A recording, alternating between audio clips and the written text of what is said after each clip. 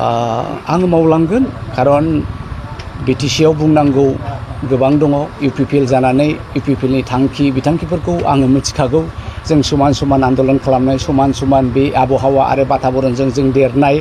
आङो इउपिपिएल जानानै बर' रायजो राजा बे बिटिसिनि रायजो राजाफोरनिसिम गोबां खावलायनो गोनां दङ गोबां मिथिहोनो गोनां दं बेफोर बाथ्राखौ आङो एखे उदाङै जेरावनो सुबिदा मोनो बावहायनो आङो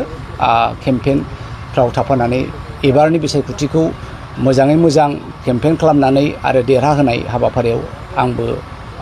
गोसो मोदोम जिउ होनानै बाहागो लाफागोन बिटिसि कंग्रेसनि गोहोमा गर्जन मोसाहारि थानायाव जथेस्थ' गोहोम दंमोन बयबो नोंथांमोनहाबो मिडियाया मिथिगौ जे कंग्रेसआ गोसो होयोमोनब्ला मोनबानिफ्राय 7था 8थासिमा ओरैनो फैयोमोन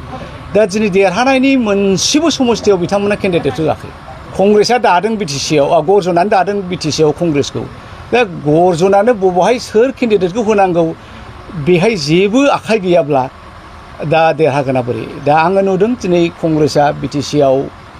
बोलो होथारोबा मोनसेसो मोननो हागौ बिनि बांसिन बिथांमोनहा मोननाय नङा आरो हयथ' मोनसेखौबो मोननो गोब्राब जागोन नामा दा खोब दुखुनि बाथ्रा कंग्रेसनि सोमोन्दै आं दिनै